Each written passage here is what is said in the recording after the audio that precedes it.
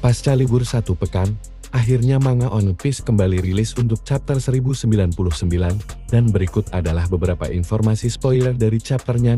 Chapter sebelumnya memperlihatkan bagaimana Kuma menerima fakta menyedihkan tentang apa yang terjadi kepada Ginny.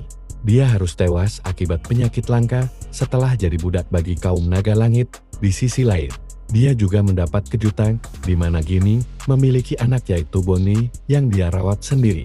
Lalu, apa yang terjadi pada chapter selanjutnya? Terdapat beberapa informasi menarik dari spoiler untuk One Piece chapter 1099. Pertama, judul untuk chapter baru ini adalah Peace Lover atau pacifist yang bisa diartikan sebagai sosok cinta damai.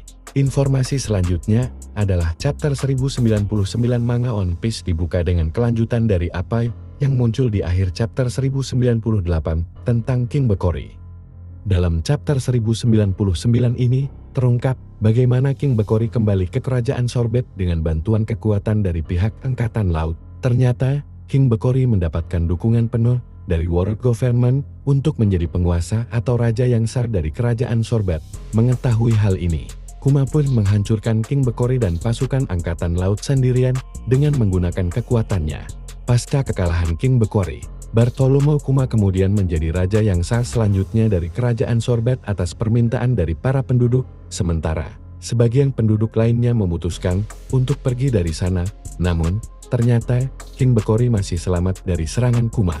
Dialah yang kemudian menyebarkan rumor buruk tentang Kuma dan menyebut Kuma sebagai pemimpin yang tiran.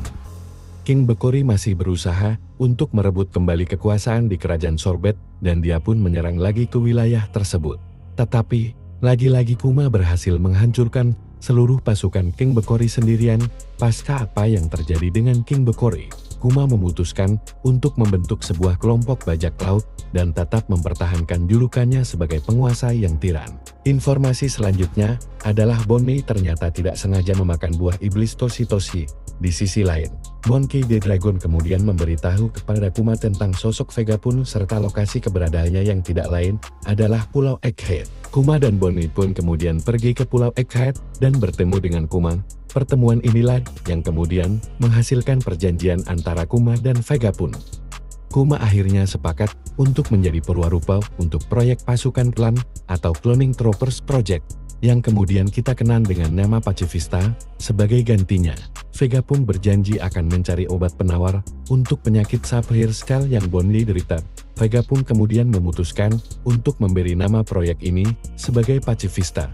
Hal tersebut karena Kuma adalah sosok yang cinta damai. Sementara itu, di akhir chapternya, terungkap jika tanpa mereka berdua sadari ternyata Gorosei Saint Jai Garcia Saturn ikut mendengarkan percakapan tersebut.